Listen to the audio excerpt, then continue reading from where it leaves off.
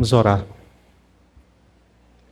Senhor bendito, nós te damos honra e glória. Queremos nos apresentar perante tua face, Senhor, neste lugar de louvor e adoração e suplicar a tua bondade sobre nossas vidas. Iniciamos esse momento, ó Deus, de estudo de tua palavra, apresentando-nos aqui, Senhor, como homens e mulheres, ó Deus, que necessitam do auxílio do Senhor. Precisamos e necessitamos, ó Deus, continuamente da lembrança, Senhor, de que o teu Filho Jesus Cristo morreu por nossos pecados, derramou seu sangue puro para remir-nos de nossas transgressões e que teu Espírito aplica a tua palavra continuamente ao nosso coração, à nossa alma, para moldar-nos de acordo, Senhor, com a imagem de teu Filho Jesus, santificando-nos diariamente, a fim, ó Deus, de que possamos chegar a bom termo no dia, Senhor, em que tu deves um fim, ó Deus, na história, Senhor, como ela se encontra hoje. E estabelecer, ó Deus, de forma perfeita e plena, Senhor, o teu reino, eliminando o pecado da criação, restaurando tudo e todos para o louvor da tua glória. Queremos, ó Deus, ter essas coisas diante dos nossos olhos, diante do nosso coração, para encher-nos, ó Deus, de esperança, de vigor, de ânimo e de encorajamento, Senhor, para enfrentar as dificuldades, as tentações que se apresentam perante nós no nosso caminhar. Tua igreja, Deus, aqui se encontra com essa perspectiva de estudar, ó Deus, a tua palavra, a fim de conhecer o Senhor, para em conhecendo a ti, Senhor, fonte de toda piedade, fonte de toda bondade, fonte de toda virtude, fonte de toda força para caminharmos sobre esse chão. Buscamos o Senhor para conhecer-te, Senhor, pois conhecendo o Senhor, conseguiremos, ó Deus, servir ao Senhor de forma apropriada. Sendo assim, auxilia-nos aqui neste estudo bíblico, Senhor, da tua palavra, em Cristo Jesus. Amém. Amém, irmãos? Abra sua Bíblia aí em Apocalipse, capítulo de número 1. Diz assim: revelação de Jesus Cristo. Deus lhe concedeu para que mostrasse a seus servos as coisas que devem acontecer muito em breve. Ele a manifestou com sinais por meio de seu anjo, enviando a seu servo João, o qual atestou tudo quanto viu, como sendo a palavra de Deus e o testemunho de Jesus Cristo. Feliz o leitor e os ouvintes das palavras desta profecia, se observarem o que nela está escrito, pois o tempo está próximo. Amém? Vou fazer aqui essa é a segunda parte da nossa terceira aula. A gente não conseguiu finalizar essa aula na semana passada. Vou fazer aqui uma pequena recapitulação daquilo que a gente viu na semana passada, rapidamente, para a gente adentrar no conteúdo dessa aula, tendo em vista o nosso tempo.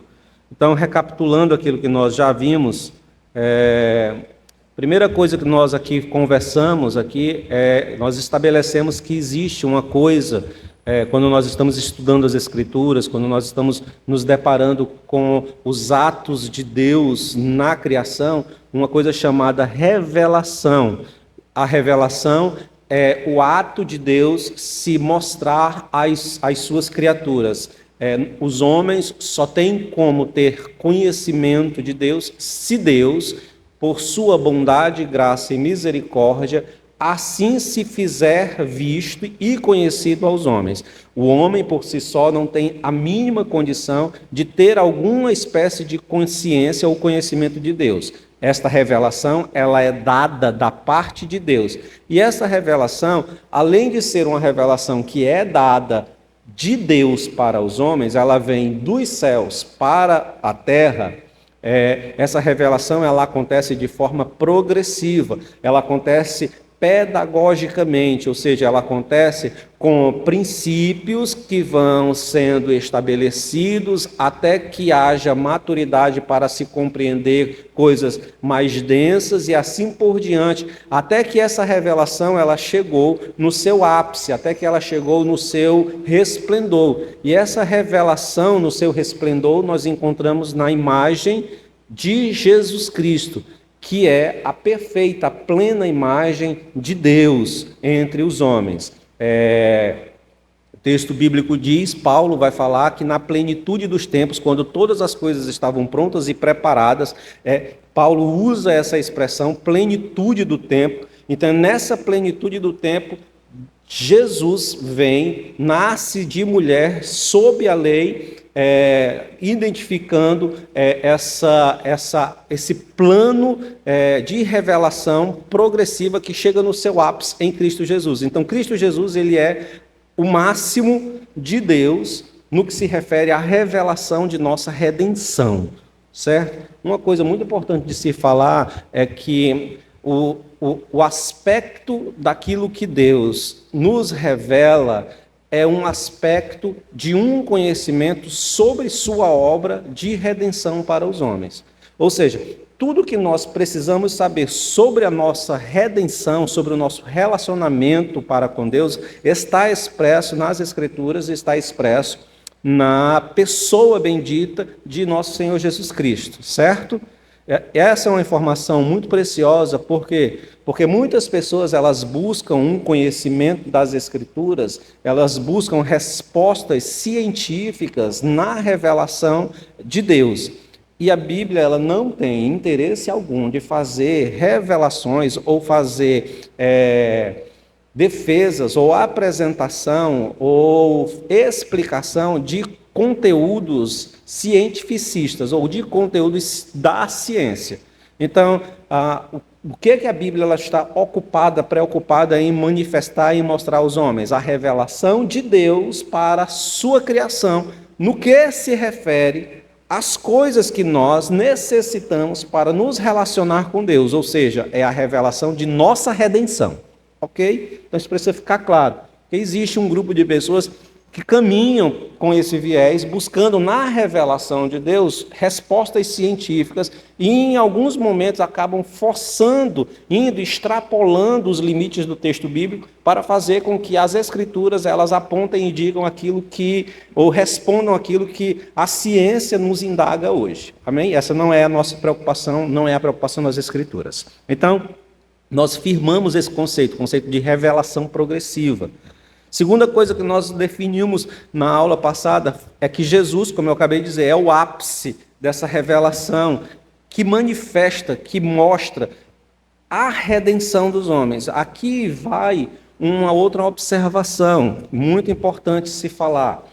A revelação progressiva, ela começa lá no primeiro ato de queda do homem, em Gênesis 3, ela começa ali a manifestação de Deus em revelar como ele faria a redenção do homem, e ela vai atravessando toda a história bíblica até chegar em Jesus Cristo, e em Jesus Cristo é manifesto de forma corpórea, visível, efetiva essa redenção, ok?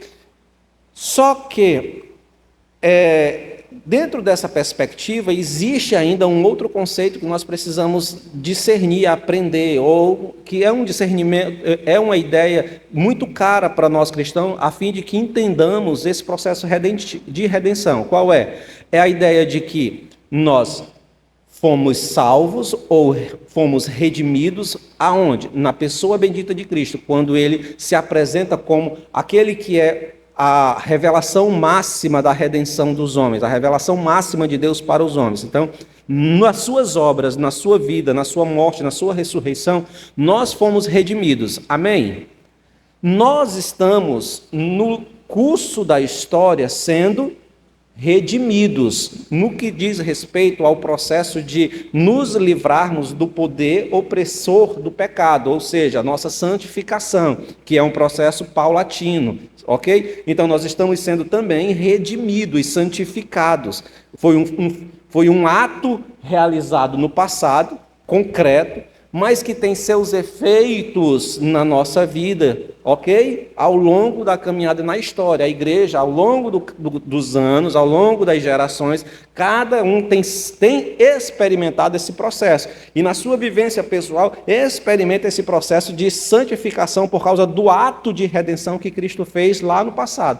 E, por fim, no último dia, esse ato de redenção que Cristo realizou lá no passado e que nós estamos experimentando aqui hoje, ele se concretizará de forma plena e perfeita quando nossos corpos serão transformados e o poder do pecado não mais tiver efeito algum ou influência alguma sobre nós.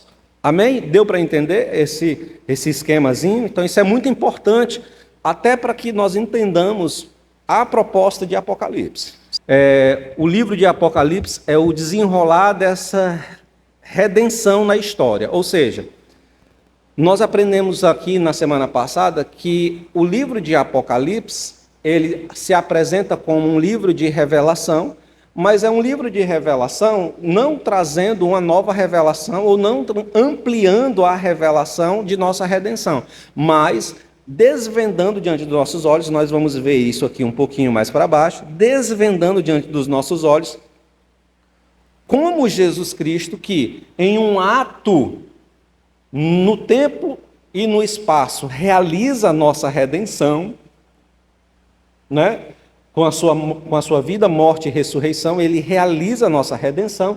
E o livro de Apocalipse mostrará como a igreja, ao longo da história, até o fim dos tempos, como ela desenvolverá ou experimentará esse ato de redenção que o Senhor fez e entregou para a sua igreja. Como a igreja vai atravessar, receber e desenvolver a sua vivência a partir desse ato redentor, ok?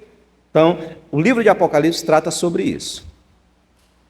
E o livro de Apocalipse é um convite à adoração, ao louvor e à devoção ao único que é digno. Então, eu acredito que aqui seja a parte mais importante de entendermos, de resgatarmos e de nos agarrarmos a esse conceito para caminharmos todo o livro de Apocalipse.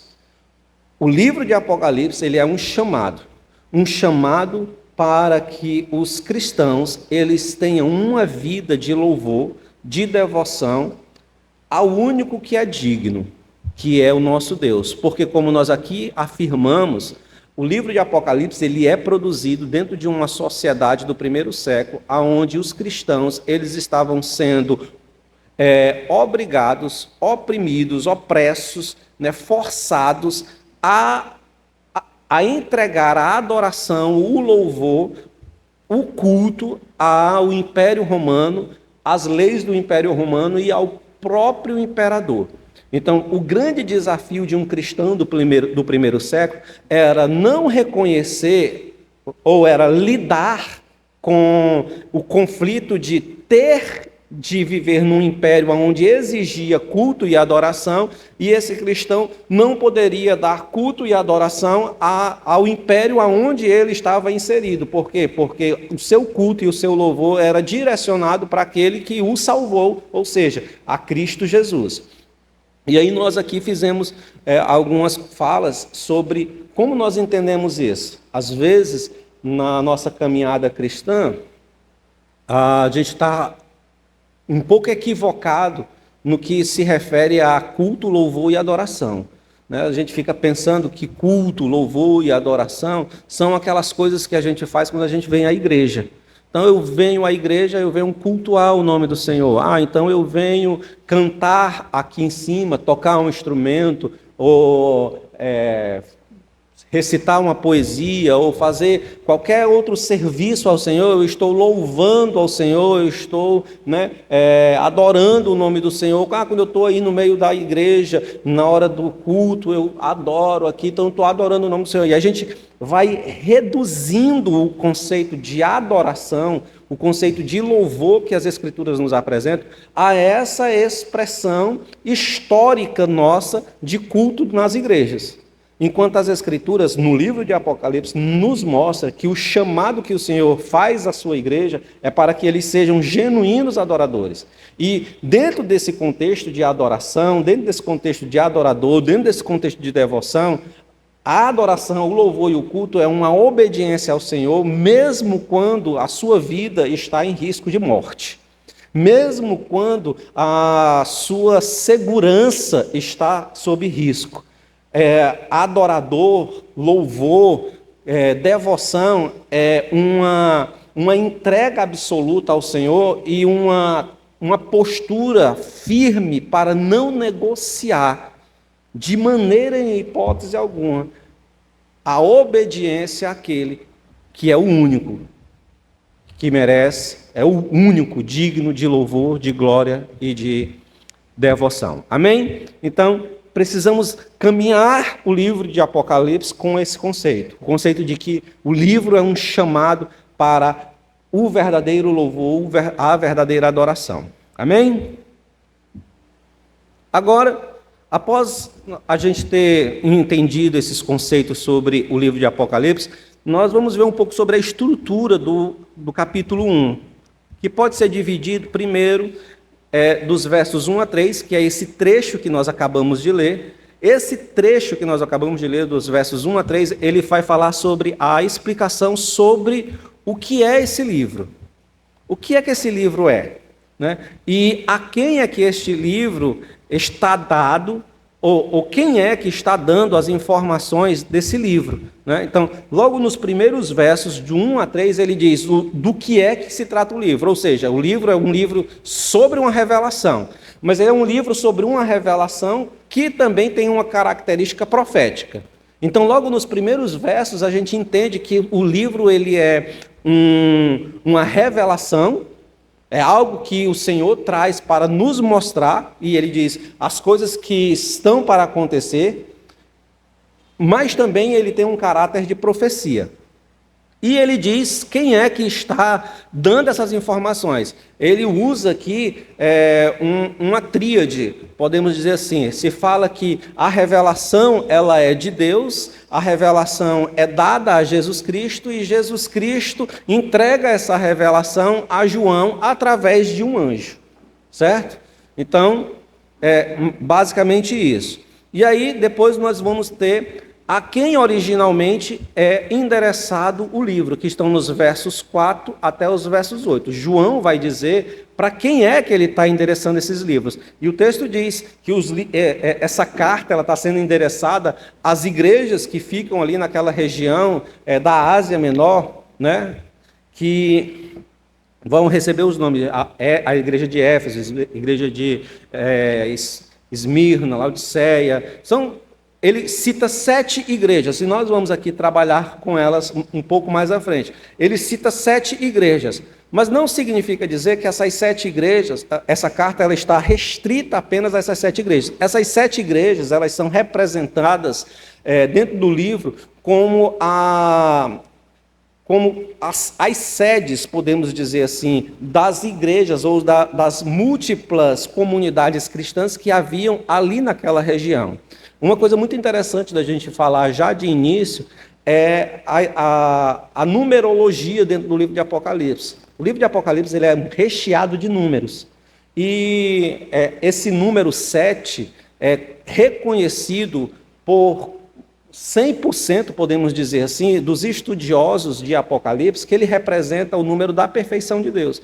Então, quando 7 aparece no livro de Apocalipse, ele não necessariamente está se referindo a um número específico, a uma quantidade mesmo específica, mas está se referindo a uma plenitude, a uma completude, como Deus é pleno e completo. Está dando para entender, irmãos? Amém? Até aqui alguma dificuldade? Não. Seguindo, E depois nós vamos ter os versos 9 aos versos 20, que são, né, as visões de abertura para toda a carta. Então, dos versos 9 até os versos 20, é João começando a identificar do que é que se trata as coisas que ele vai escrever. As visões, de onde é que elas vêm, qual é a origem e o conteúdo daquilo que vai vir para frente, ok? Então, o capítulo 1 se divide nesses 3 blocos, de 1 a 3, a explicação sobre quem é que está dando a revelação e para quem está dando essa revelação, a origem, para onde essa revelação vai, e o terceiro bloco, o conteúdo ou a abertura para as visões. Amém? Passemos agora para expor a primeira parte desse capítulo, ou seja, esses primeiros versos que nós acabamos de ler, os versos 1 a 3. A primeira informação que o livro nos dá é que esse livro ele é uma revelação. A própria palavra Apocalipse, ela é um termo grego que tem esse sentido de revelação. O sentido mais amplo dessa palavra é o de descobrir algo que estava encoberto. Entretanto, no Novo Testamento, preste atenção, a palavra Apocalipse é um termo grego, é uma palavra grega, certo? E essa palavra, o sentido dessa palavra é o sentido de descobrir, de ver alguma coisa que estava encoberto. Só que quando essa palavra ela é utilizada dentro do contexto do Novo Testamento, que também foi escrito em grego, ou seja, a palavra Apocalipse, quando ela era encontrada em outros textos que não eram textos do Novo Testamento, em poesias ou em qualquer escrito que não estava dentro do Novo Testamento, era qualquer coisa que alguém escreveu, o sentido dessa palavra tinha um sentido de descobrir. Por exemplo, alguém tinha um pano aqui por cima, e aí a pessoa ia descobrir esse pano. Então, a indicação dessa ação de descobrir se usava essa palavra Apocalipse. Certo? Está dando para entender? Só que essa palavra geralmente representa um sentido de verdades divinas, e verdades divinas desconhecidas pelo homem, quando ela é usada dentro do Novo Testamento. Ou seja, todas as vezes que a palavra revelação ou apocalipse aparece, se apresenta dentro dos textos do Novo Testamento, ela está nos indicando um conceito, uma verdade que os homens não tinham consciência, não tinham ciência, não sabiam, e que Deus trouxe à luz para que os homens soubessem. Então, nós temos aí 2 textos que nos indicam, basicamente, essa ideia de Deus trazendo verdades que estavam escondidas dos olhos e do conhecimento humano, ok? Romanos, capítulo de número 16, verso de número 25, diz assim, Ora, aquele que é poderoso para vos confirmar, segundo o meu evangelho, e a pregação de Jesus Cristo, conforme a revelação do mistério que desde os tempos eternos esteve oculta. Então, Paulo está dizendo que existe uma revelação sobre o quê? Sobre um mistério. Que mistério é esse? É um mistério que foi pregado a partir de quem? A partir da mensagem que ele ouviu em Cristo Jesus. Então, a partir de uma verdade que estava escondida e que foi manifesta por Cristo Jesus, agora ele vos apresenta. Entendeu? Então, o conceito de revelação aqui é um conceito de algo que estava escondido, que ninguém tinha ciência, conhecimento, mas agora veio à tona, ok? Gálatas 1,12 diz, porque não recebi nem aprendi de homem algum, mas pela revelação de Jesus Cristo. Ora, Paulo está dizendo aqui que aquilo que ele aprendeu, não foi porque alguém lhe ensinou, não foi porque um pastor, não foi porque Barnabé, não foi porque Pedro, não foi porque qualquer outro apóstolo havia o instruído na fé, mas foi porque o Senhor Cristo Jesus, ressurreto, o ensinou, o manifestou, lhe revelou. Ou seja, era um conhecimento que Paulo não possuía, era um entendimento que Paulo não possuía, que estava oculto dele, mas agora em Cristo Jesus foi feito manifesto. E aí a palavra para foi feito manifesto, foi descoberto é Apocalipse ou revelação. Ok? Amém, irmãos? Está dando para acompanhar? Então vamos nós. Ora, se Apocalipse, dentro do Novo Testamento, sempre se revela, ou sempre se refere a uma verdade que estava encoberta ao conhecimento humano, então, o que é que João está dizendo a respeito desse livro?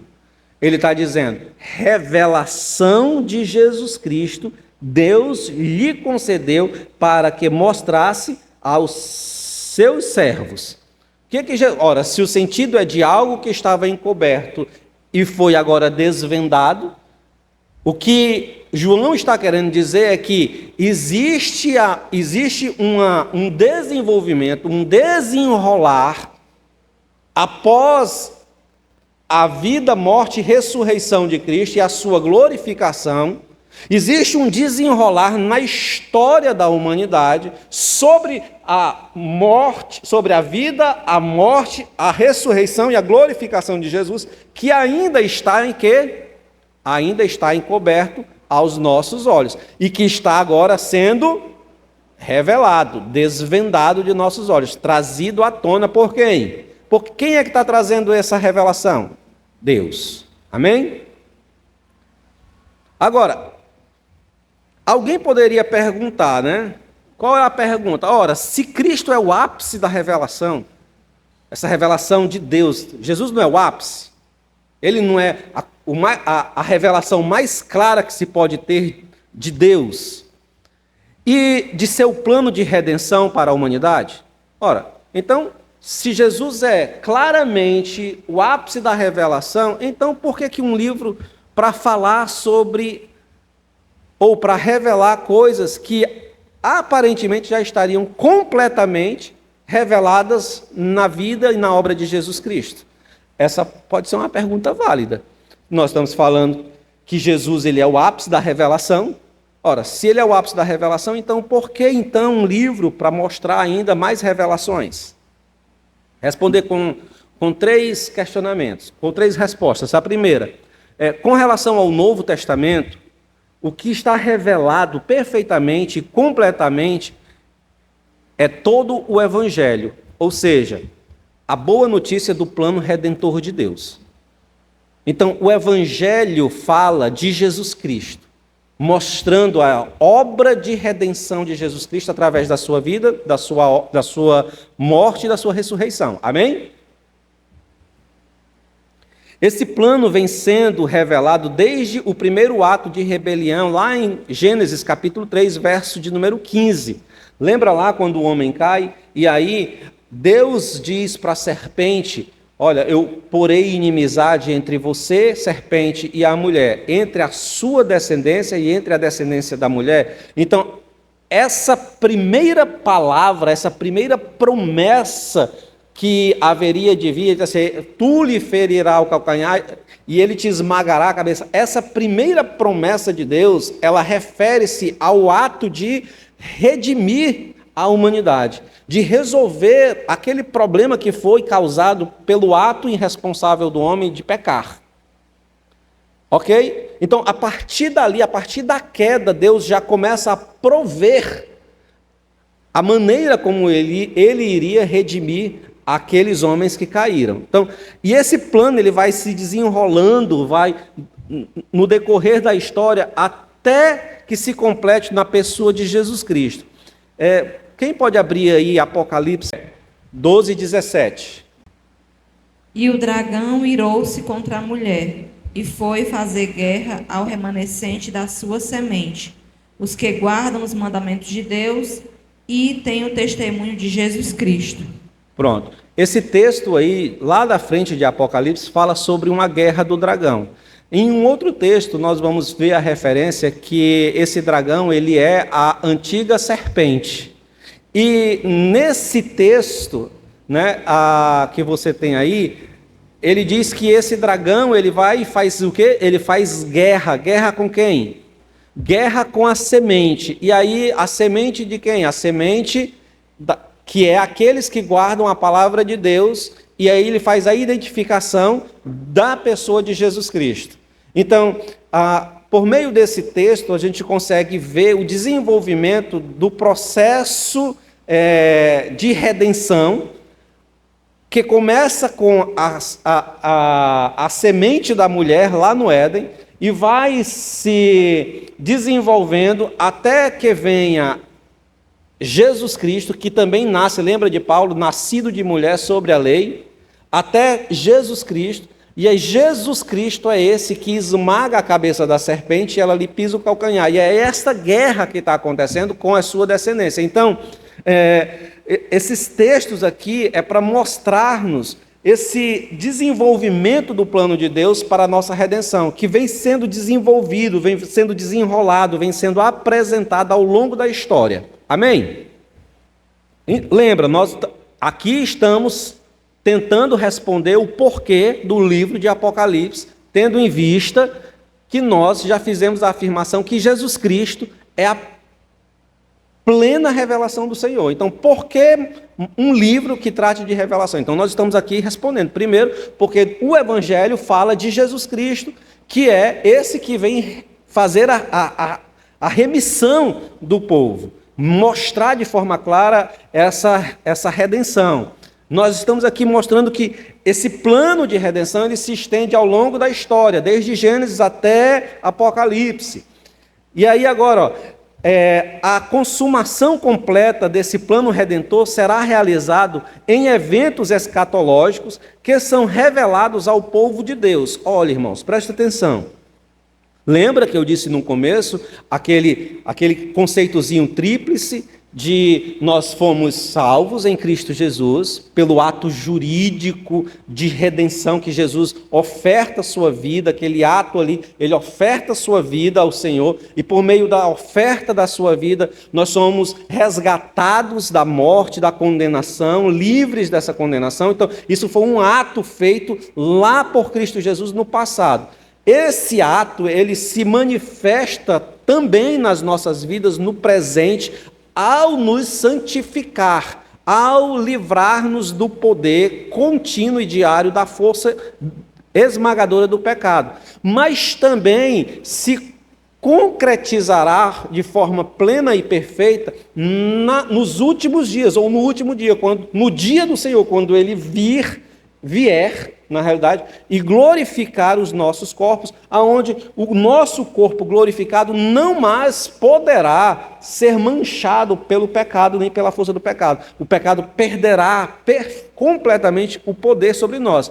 E esse processo, presta atenção, e esse processo de realizando e completado, ele é revelado ao longo da história.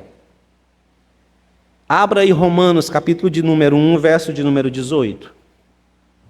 Vamos fazer o seguinte, eu vou fazer aqui a indicação.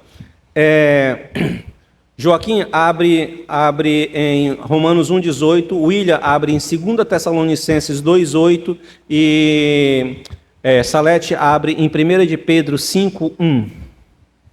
Romanos 1, 18 diz assim: portanto, a ira de Deus é revelada dos céus contra toda impiedade e injustiça dos homens, que suprime a verdade pela injustiça. Pronto, preste atenção. Olha Paulo dizendo assim, porque a ira de Deus é revelada, ou seja, é um processo de trazer, e lembra que a palavra revelada é a palavra apocalipse, que no Novo Testamento tem um sentido de um conhecimento que estava oculto aos homens, mas que agora é manifesto. Então ele está dizendo que Deus tem revelado a sua ira, revelado o seu juízo sobre quem? Sobre a impiedade dos homens. Então, o processo de revelação do juízo de Deus está em curso, ok?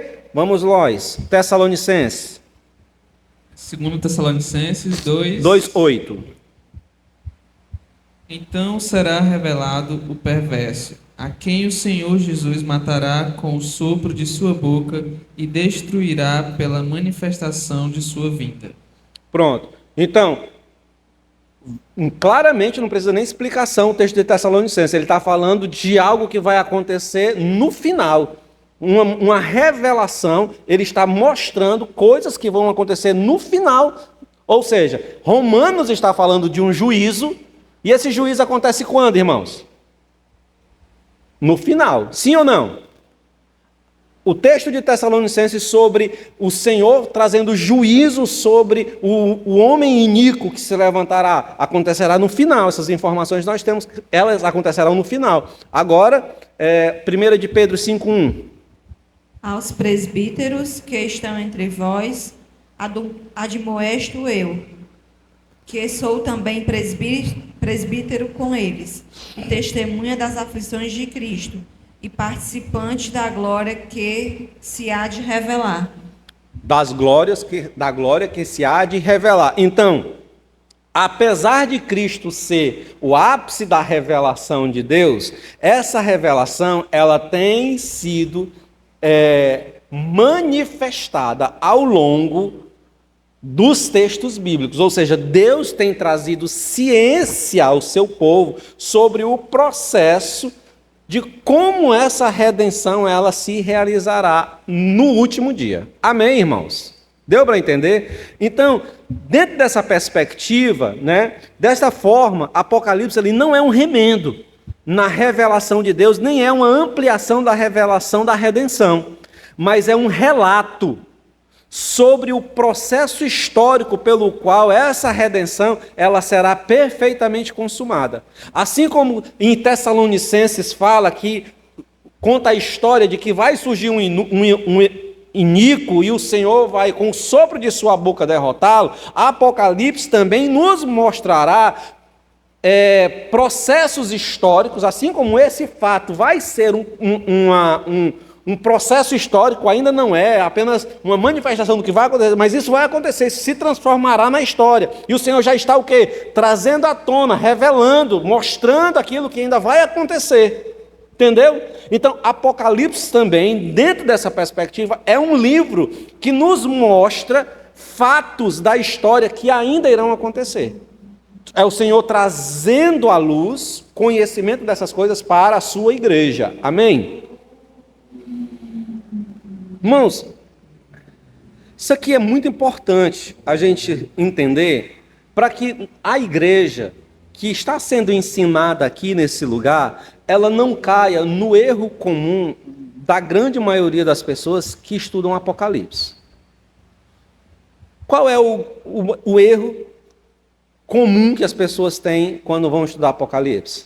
O erro é buscar conhecer os fatos da história futura. Ou seja, quando é que isso vai acontecer? Olha para Apocalipse, faz a leitura da Apocalipse dentro de uma perspectiva de previsão futurística. E o livro de Apocalipse, ele não foi produzido para ser uma previsão futurística.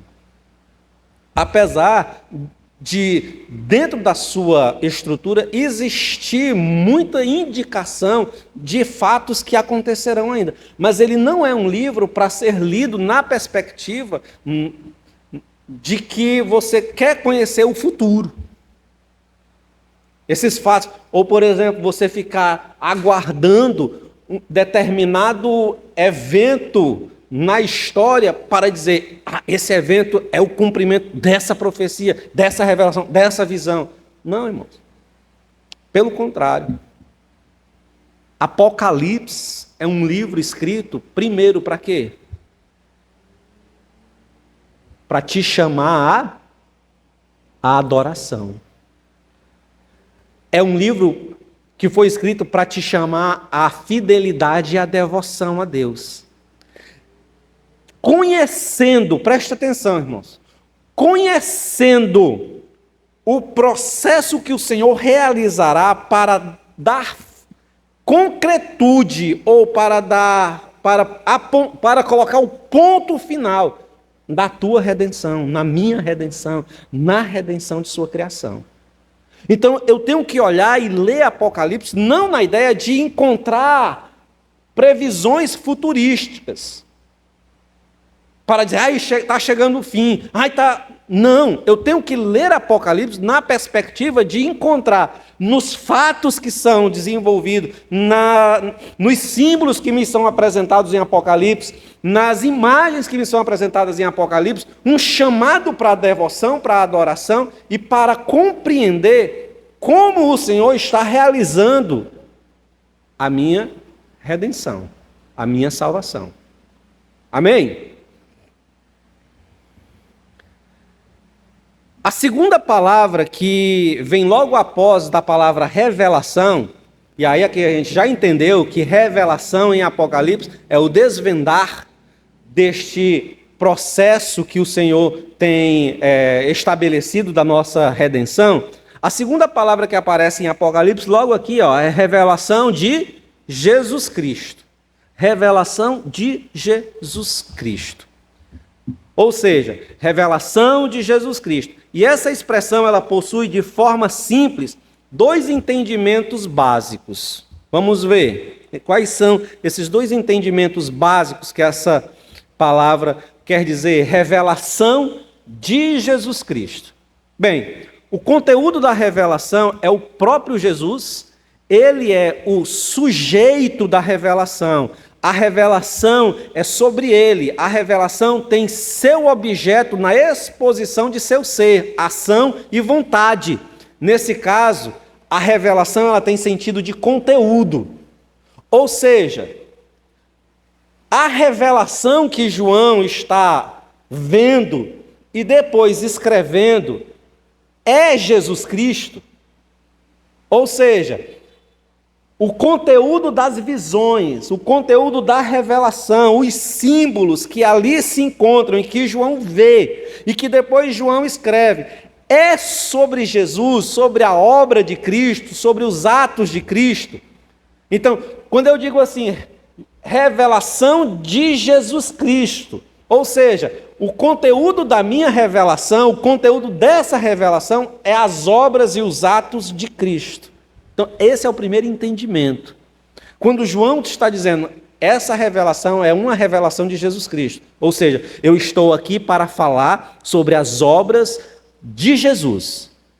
O conteúdo da vida de Cristo e as suas obras. E o efeito disso para a humanidade, para a sua criação. Então, esse é um sentido. Amém? Qual seria o outro sentido? A revelação de Jesus Cristo no sentido de que ele é o portador das informações. É ele quem mostra o conteúdo da revelação. Nesse caso, revelação aqui tem o sentido de posse, ou seja, Jesus é que possui a revelação e agora está entregando para João. Não tem mais o sentido de conteúdo, mas de posse. Eu tenho o conteúdo da revelação e entrego a João. Então, qual o sentido correto? O que João está dizendo quando ele diz assim, a revelação de Jesus Cristo? É que o livro de Apocalipse é sobre as obras e a vida de Jesus Cristo e os feitos de Cristo, ou é que Jesus é que é o portador dessa revelação e está entregando essa revelação para João?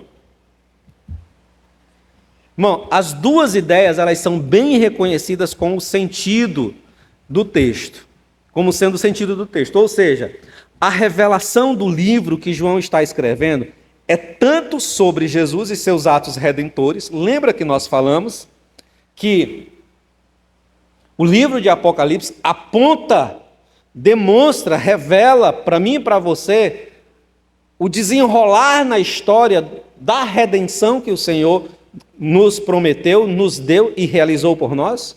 Então, o sentido de conteúdo da revelação está presente. Quando João está falando, olha, essa revelação é a revelação de Jesus, João está dizendo, olha, eu estou mostrando aqui as obras, os atos de Cristo. O que eu vou falar são os desdobramentos, para usar a palavra do Joaquim, os desdobramentos das obras de Cristo. Deu para entender? Mas também o sentido de posse do conteúdo da revelação está também presente. Por quê? Porque é Jesus que recebe de Deus a revelação para entregar a João. Olha, observa aqui, ó. Olha o conteúdo. Ele diz, ó, revelação de Jesus Cristo. Deus lhe a concedeu. Deus entregou para quem? Deus entregou a revelação para Jesus Cristo, ok? Então, nesse sentido aqui de Deus entregando a revelação para Jesus Cristo, tem sentido de quê? De conteúdo, de posse. Aliás, de conteúdo não, perdão, de posse. Eu recebi alguma coisa de Deus. E aí ele diz, ó, lhe a concedeu para que mostrasse a seu servo. Ou seja, eu tenho algo, é como se o Robson me entregasse um papel para mim entregar ao Joaquim. Entendeu? Então, o papel, o documento que o Robson entregou ao Weber para o Weber entregar ao Joaquim. Tem sentido de posse, eu estou possuindo o documento. Então, nesse caso, as duas expressões elas estão certas. Mas a grande maioria dos estudiosos inclina-se mais para fazer a afirmação de que Apocalipse, apesar de conter as obras de Cristo, apesar de falar da redenção que o Senhor opera no curso da história, no sentido de conteúdo, apesar disso, o texto de Apocalipse 2 aqui quer apontar que Jesus Cristo tem a posse da revelação e entrega a João. Amém, irmãos? Seguindo. A continuação do verso diz: revelação de Jesus Cristo que Deus lhe deu para mostrar a seus servos o que em breve há de acontecer. Ele enviou o seu anjo para torná-la conhecida a seu servo João. Revelação de Jesus Cristo que Deus lhe deu para mostrar a seus servos o que em breve há de acontecer. Você está vendo o processo? Preste atenção, irmão. Olha aí, olha a dinâmica que acontece aqui, ó. A revelação é de Deus, ó. Deus é que tem a revelação e ele entrega essa revelação a Jesus. Jesus, com essa revelação, entrega para quem? Para João, para fazer com que os seus servos conheçam as coisas. Você fica perguntando, meu Deus do céu, para que essa burocracia toda, né? Deixa eu ser logo direto, né? Irmão, nesse ponto aqui, nós ficamos sabendo que a revelação da qual Jesus é o portador, mas também é o conteúdo, ela foi dada a ele por Deus o Pai. A revelação é de Deus. Lembra que nós falamos no início? O que foi que nós falamos no início? Quando nós estávamos falando sobre a revelação progressiva. Se Deus não se revelar, se Deus não se mostrar, se Deus não se fizer conhecido, os homens nunca poderiam, em hipótese alguma, ter qualquer conhecimento de Deus. Nunca.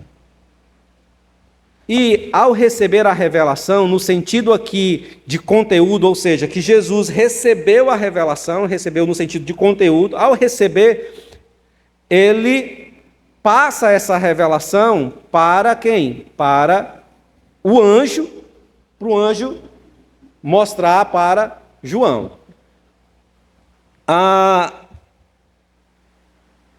Eu quero que você preste atenção. Essa ideia de intermediários não é uma invenção do livro de Apocalipse. Não é. Não foi Apocalipse que inventou essa história de... Não, João está complicando demais, a revelação é de Deus, entrega para Jesus entregar para o anjo entregar para João entregar para as igrejas. Isso é invenção de João. Não, não é. Isso já está presente nos textos bíblicos antigos. Quer ver? Lá em Êxodo, capítulo de número 3, verso de número 10, Deus chama Moisés. Certo? Diz assim, ó, eu tenho ouvido a aflição do meu povo e eu quero que você vá lá e livre o meu povo. Aí Moisés bota dificuldade.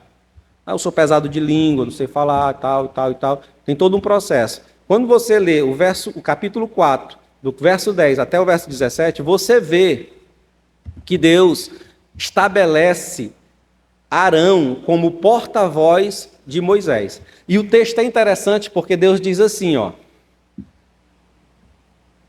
eu serei Deus para tu, e tu será Deus para Arão. Ou seja, assim como eu falo e você ouve, você transmitirá para Arão. Ou seja, o mesmo peso da minha voz sendo dita para você, transmitida para você, Arão terá quando essa mensagem for transmitida para você. E o povo ouvirá de Arão, assim como você escuta de mim. Está dando para entender? Então Deus está fazendo uma transferência da autoridade de sua palavra para seus intermediários, para seus servos. Amém, queridos? Está dando para compreender, para acompanhar o raciocínio? Lá em 1 João, capítulo 1, versos 1, 3 e 5, também fala sobre isso. Fala que os discípulos, eles têm que Jesus ele tinha uma mensagem para ser entregue aos homens. Que mensagem era essa? Ele diz, aquilo que nós ouvimos, que vimos, que as nossas mãos tocaram e tal, né? Ele tinha uma mensagem. Qual era a mensagem que ele tinha? Que Deus é luz.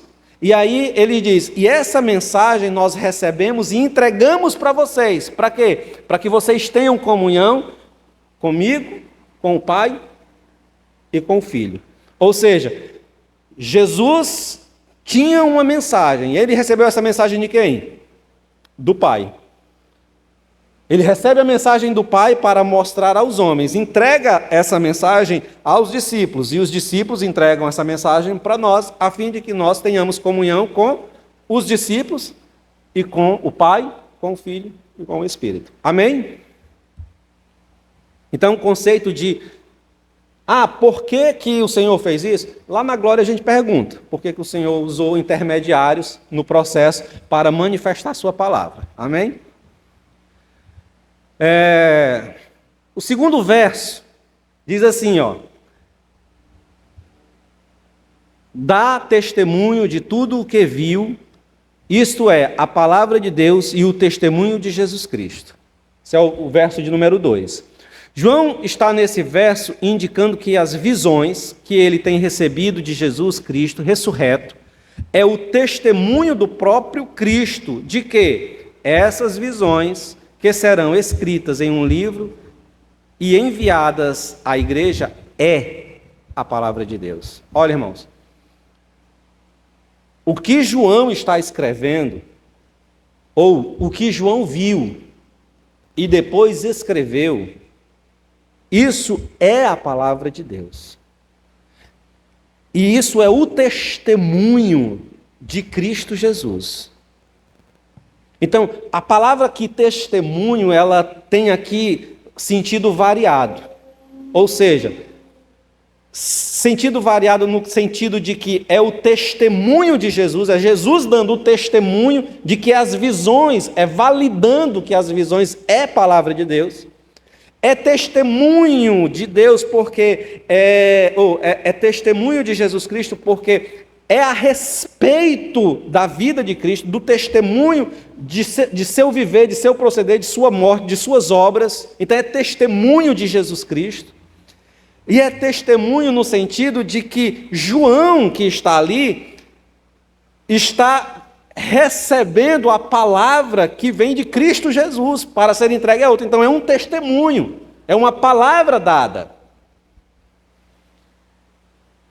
E ele toma essa palavra não como qualquer palavra, não como qualquer história, não como qualquer escrito, mas como a palavra de Deus. Ou seja, João tem o entendimento que aquilo que ele está vendo e que será escrito e enviado para as igrejas da Ásia Menor, tem o mesmo peso de validade dos escritos antigos dos profetas, que viram como Ezequiel, que teve visões e depois escreveu suas visões e entregou ao povo, como as profecias de Jeremias, de Isaías. Então, ele tem um entendimento e ele apresenta isso logo no segundo verso de seu livro. Ele diz: eu tenho entendimento, eu estou ciente que aquilo que eu estou escrevendo, esse conteúdo, é palavra de Deus e tem o peso da revelação de Deus, da inspiração de Deus, de livro canônico para ser entregue às igrejas. E a sequência lógica no verso 3 é que ela deve ser o quê? Ela deve ser lida, ela deve ser ouvida e ela deve ser observada. É o que o texto diz. Feliz aquele que lê, que ouvir e observar as palavras dessa profecia. Irmão, esse verso aqui, ele possui a primeira das 7 declarações de bênção para os crentes fiéis. Existem 7 bênçãos descritas no livro de Apocalipse. E aqui é a primeira. Ele está dizendo, logo no início, na abertura do livro, ele diz: se você ler, ouvir e observar no sentido de colocar em prática, de guardar as palavras dessa profecia, você será feliz. A palavra bem-aventurado é a mesma palavra que Jesus utiliza lá no Sermão do Monte, do bem-aventurado. Amém? Então, o que nós podemos aprender com tudo isso que a gente viu até agora? Primeiro, que o livro possui uma mensagem e uma revelação poderosa sobre o Cristo ressuscitado e glorificado, e que provavelmente é desconhecido por muitos cristãos. Irmãos, se você tem dificuldade ou tinha dificuldade em fazer a leitura do livro de Apocalipse, eu quero convidar você a olhar para o livro de Apocalipse na perspectiva de que você vai encontrar lá um Cristo que você nunca viu. Nós estamos acostumados com o Cristo do Evangelho, o Cristo encarnado. Só que o Cristo encarnado, irmãos, é o Cristo que está humilhado, esvaziado da sua glória. Ele é Deus. O conceito teológico cristão, né, que foi definido nos concílios da antiguidade, é que ele é 100% Deus e 100% homem. Mas aqui, né, ele está vivenciando os limites da sua humanidade. Não deixou de ser Deus, mas esvaziou por decisão própria de sua glória. Presta atenção, essa informação é importante, porque nós já ouvimos gente por aí dizendo, com o conceito de esvaziamento, que Jesus se esvaziou de seu poder, de sua divindade. Jesus não se esvaziou de seu poder, Jesus não se esvaziou de sua divindade, Jesus nunca deixou de ser Deus. Ele é Deus. Ele esvaziou de sua glória, ele deixou a sua glória. Ele não usurpou os direitos de glória como Deus. Por isso que o conceito é o conceito de humilhação. É por isso que a gente chama de Jesus humilhado. Por quê? Porque ele toma a postura e o corpo de um homem. E isso, para a divindade, é uma humilhação, irmãos. Aquele que é todo poderoso, limitar-se ao corpo humano, as forças que a musculatura pode aguentar, os nervos podem aguentar. Você já pensou nisso? Aquele que não tem limite em tempo e espaço, limitar-se em 30 e poucos anos, tendo fome e sede. Então, a ideia aqui é que no livro de Apocalipse você vai se encontrar com outra face daquele que é o nosso Redentor. Não mais como a figura do humilhado crucificado. Não mais como a figura do sofredor. Não mais como a figura daquele que derrama sangue, que cansa, que tem fome. Não, você vai se deparar com a figura de um Jesus glorificado, sentado à destra do poder, em glória. Oi? Pleno. Pleno como ele é. Os evangelhos, como eu disse, os evangelhos apresentam a ideia de um Jesus, né, esvaziado de sua glória, de sua majestade, como diz Filipenses 2, capítulo 7 e 8. Mas Apocalipse é uma mensagem de Jesus Cristo em poder, glória e majestade, intervindo no curso da história para cumprir completamente a redenção a redenção já manifestada através de sua vida. Preste atenção, irmãos. Jesus apresentado nos evangelhos é o Jesus que está submetido à história. Entendeu? Jesus do evangelho é um Jesus que está submetido à história. O curso da história tem impacto na vida dele. Mas o Cristo apresentado em Apocalipse é o que tem poder sobre a história. E que move a história segundo a sua vontade. Então convido você a olhar Apocalipse para você encarar uma outra face de Jesus, que talvez você ainda não tinha percebido ou visto. Talvez no curso da sua vida cristã nunca tenha percebido.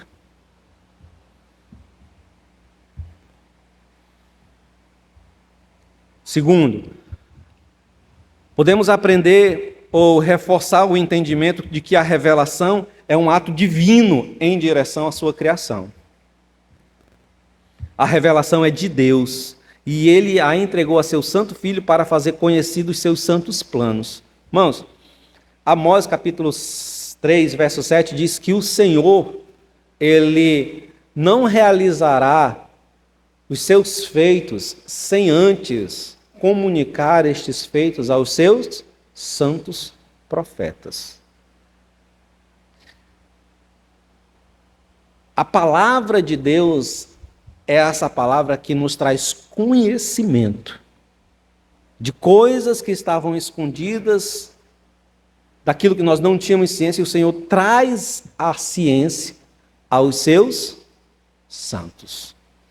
O Senhor revela. E Apocalipse é palavra de Deus, de coisas, de eventos sobre a minha, a sua e a nossa redenção que nos são desconhecidas. Mas estão aqui para mim e para você, desvendadas, para que nós tenhamos ciência disso. E tendo ciência disso, possamos servir o Senhor com mais comprometimento. Amém?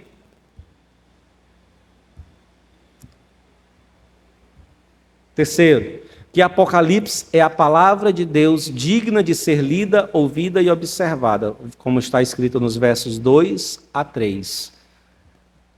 Feliz é aquele que ouve, que lê e ouve. Irmão, eu já disse, da forma como está expresso Apocalipse aqui, no verso de número 2 a 3, que fala sobre ser lida, João estava escrevendo na intenção de que esse texto fosse lido publicamente, fosse lido no culto, como parte da liturgia. E é muito provável que em alguns períodos a igreja tomasse esse livro para ser lido em alguns períodos do seu culto, da sua liturgia. Palavra é para ser lida, Apocalipse é para ser lido, mas não só lida, é para ser ouvida, ou seja, é para você parar e escutar. Mas não só ler e não só escutar, é você observar, e observar no sentido de colocá-la em cumprimento na sua caminhada e na sua vida. Porque essas coisas, elas podem promover para mim e para você benefícios, né? Apocalipse não é um livro místico, escute, não é um livro místico. não é uma ficção, muito menos um livro mitológico, fantasioso, não. É um livro para investigar, e nem é um livro para investigar o fim do mundo, ou para sabermos quem é esse ou aquele personagem que é representado entre muitas figuras. Apocalipse não é um livro para você estar olhando, esse presidente, ele é o fulano de tal. Que aconteceu lá naquela cidade, é o cavalo, não sei o que está aqui no texto. Não é para isso. O livro de Apocalipse é um livro que é a palavra de Deus, para você se deleitar com essa palavra. Ler, ouvir, observar. E no processo de ler, ouvir e observar, desfrutar, irmãos, tendo um conhecimento, ou ampliando o seu conhecimento sobre o ato redentor de Deus sobre a sua vida, sobre a nossa vida, sobre a vida da igreja, no curso da história, de como Deus, mesmo no curso da história, observando a sua igreja atravessar por dores, sofrimentos, angústias, perseguições, mesmo nesse processo, a igreja, aqueles que vivenciaram essas coisas, puderam atravessar esses períodos de dor, de sofrimento e de angústia, desfrutando de paz e de uma felicidade que não nos é compreensível pela mente e pela perspectiva humana, natural das coisas. Porque é inadmissível, na perspectiva natural, que as promessas que aqui estão escritas, ou seja, que aquele que lê o texto, que ouve o texto, que observa o texto, ele é feliz e ele esteja passando por dores. O mundo não entende como é que alguém está passando por dor e é feliz. Porque a felicidade que o mundo entende, ela é distinta da felicidade proposta pelo Senhor. É um estado de espírito. É um entendimento da vida de Deus sendo vivenciada na minha alma, no meu ser. E as Escrituras, elas estão propondo isso para mim e para você. Esse tesouro está aqui para mim e para você, aberto diante de nós. Tesouro que pode alegrar a nossa alma, sarar as nossas feridas, curar as nossas dores, curar as nossas enfermidades, restaurar o nosso ser e nos aprimorar diante do Senhor. Irmãos, são promessas do Senhor. Promessas. Irmãos, olha, entenda, para finalizar. Nós somos crentes. Nós acreditamos nas Escrituras. O Belmiro, naquela mensagem que ele veio aqui, ele diz: pegue a sua Bíblia. Eu sou tudo aquilo que ela diz que eu sou. Eu posso tudo aquilo que ela diz que eu posso. Foi assim ou não foi? E a gente foi confirmando. Porque não é assim que a gente crê. A Bíblia é tudo aquilo que eu disse. Tudo aquilo que a Bíblia diz que eu sou, eu creio que eu sou. Você crê? A gente está falando brincando assim, mas não é assim. Tudo aquilo que a Bíblia diz que eu tenho, sim ou não?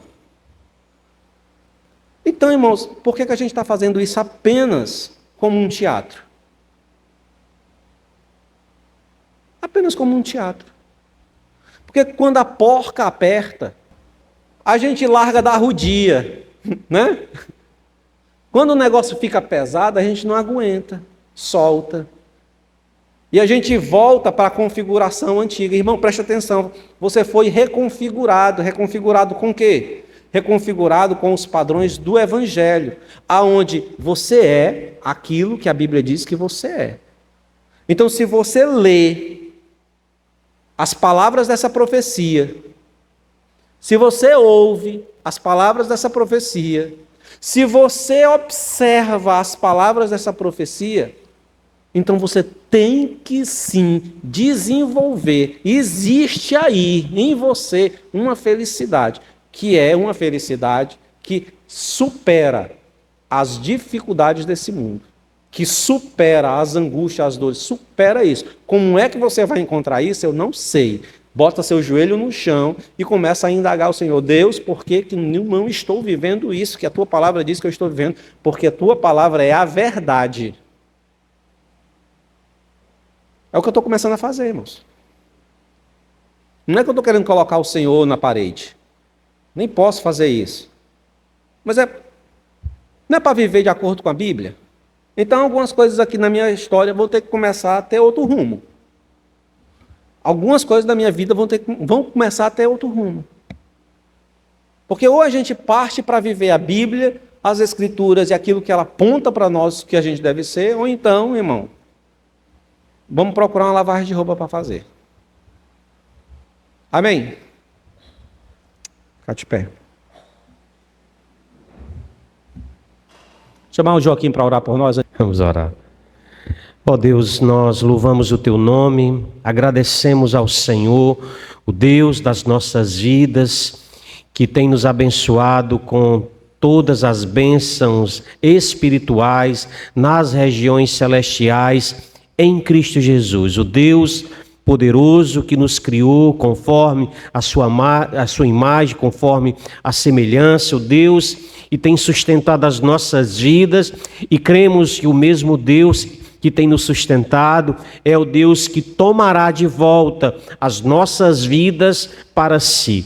Queremos, ó Deus, mais uma vez louvar o Teu nome, pela oportunidade, pelo privilégio de ouvirmos, de meditarmos, de termos acesso, Senhor, a esta que é palavra de Deus, como mais uma vez nós aprendemos esta noite. Portanto, Senhor, aquilo que nós aprendemos é digno de toda a aceitação, como palavra de Deus, como genuína palavra de Deus para as nossas vidas.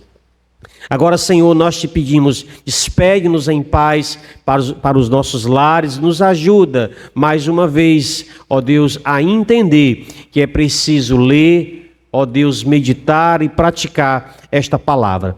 Para o louvor do Teu nome, nós agradecemos hoje e sempre. Amém e amém.